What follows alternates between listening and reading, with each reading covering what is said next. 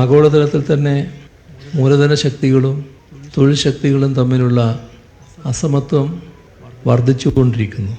അത്തരമൊരു കാലഘട്ടത്തിൽ തൊഴിലാളി വർഗത്തിൻ്റെ പക്ഷത്ത് നിന്ന് സംസാരിക്കുക, അവരുടെ ആശങ്കകൾ പങ്കുവെക്കുക, അവർക്കൊപ്പം നിൽക്കുക എന്നത് ഒരു ജനാധിപത്യ സർക്കാരിൻ്റെ രാഷ്ട്രീയവും ധാർമ്മികവുമായ ചുമതലയാണ്. ആ ഉത്തരവാദിത്വം നിറവേറ്റാനാണ് നാം എല്ലാം ഇവിടെ ഒത്തുചേർന്നിരിക്കുന്നത്. നമുക്ക് ചുറ്റുമുള്ള ലോകം അതിവേഗം മാറിക്കൊണ്ടിരിക്കുകയാണ്. സാങ്കേതിക വിദ്യയിലും ഉൽപ്പാദന രീതികളിലും മാറ്റം വരുന്നു. എന്നാൽ ഈ മാറ്റങ്ങൾ ആർക്കു വേണ്ടിയാണ് എന്ന ചോദ്യം പ്രസക്തമാകുന്നു.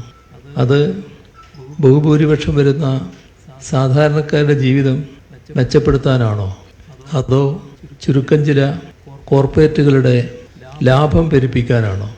തൊഴിൽ ശക്തിയുടെ മൗലികാവകാശങ്ങളെ പരിമിതപ്പെടുത്തുകയും വൻകിട കോർപ്പറേറ്റ് താൽപ്പര്യങ്ങൾക്ക് മുൻഗണന നൽകുകയും ചെയ്യുന്ന നയസമീപനങ്ങൾ കേന്ദ്ര ഭരണകൂടത്തിൻ്റെ ഭാഗത്ത് നിന്ന് ഉണ്ടാവുകയാണ്.